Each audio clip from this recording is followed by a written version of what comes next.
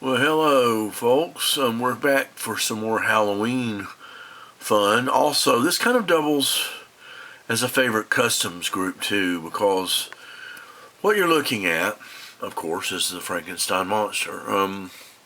Actually, this guy is the Sideshow Frankenstein Monster.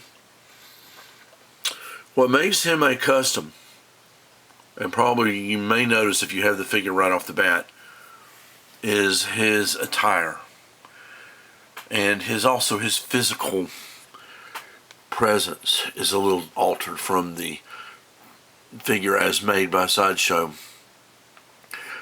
I repadded the body, I repainted the face, I spent a lot of time on his head and trying to get the look just right for Frankenstein.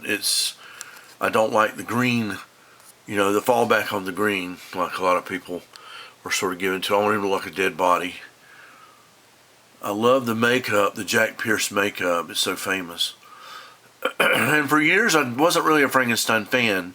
As a child, I just didn't get it. He just wasn't something that I was interested in. But then I got older and got into like vinyl models in the early 90s, and I got the Horizon vinyl model of Frankenstein and painted it. I've long since sold it. It's sad, but I don't have it. But I really got into that figure, and I studied Karloff, and I studied what he did. I'll turn him a little bit so you can see. Yeah, the Sideshow Sculpt is actually quite good. I would not have stuck with it if I didn't like the sculpt, pretty much. The hair needs to be a little bit adjusted on the back of the neck. He's got more of the hunch proportion. But my wife and I worked on it. She is a fantastic seamstress, and she hand sewed this jacket and the pants. And as a result, you get more of the physicality that Karloff had with the padded suit. It's just, he looks bigger and more threatening and more ominous, kind of, it's just more what Frankenstein's monster was supposed to be. And I'm actually very, very fond of this figure now. It's one of my favorites.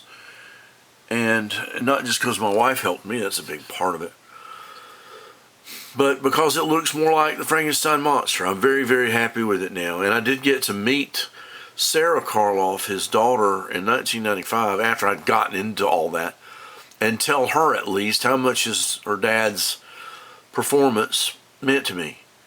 So, I guess that's as close as you can get to telling Boris. There's no way in my lifetime. But anyway, I got to do that. And since this is sort of on sad monsters that we look at that we feel sorry for a little bit, I thought I'd throw in another little kind of remade one.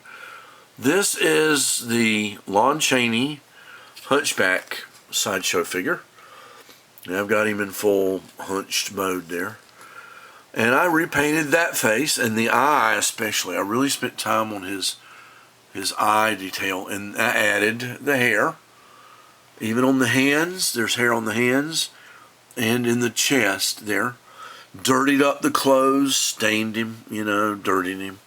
I didn't put the holes in the tights because it just was kind of hard to do on this figure. But I've always felt sorry for the Hunchback, and especially grouping him into the monster group. Kind of a shame. He's more of a victim than all that. But it is one of the amazing makeups by Lon Chaney Sr. And so I thought, well, I will have a little video dedicated to the two sad monsters of horror history. The more sublime, characters that we feel for and have sympathy for. And the customs that I made with them. I reworked as much as I could. This Sideshow Quasimodo is not bad, actually. I like the body. I like the way he was able to stoop down. He actually can stand on his own. And he's got quite a neck there, so you can see it all. The head paint was okay.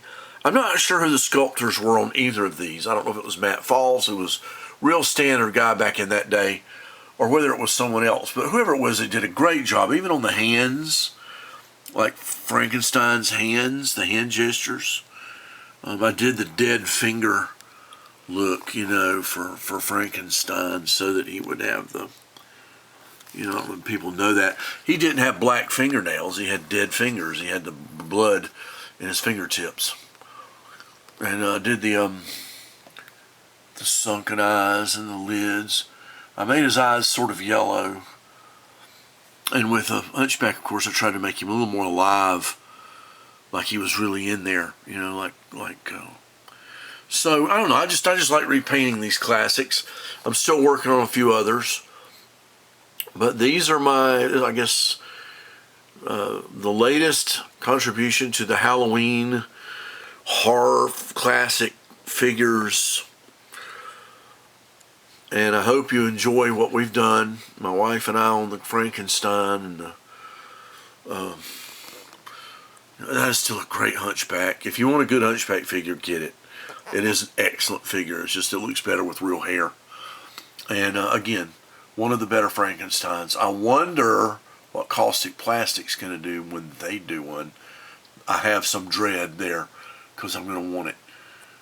But anyway, that's my set, and I hope you enjoyed it. Till next time.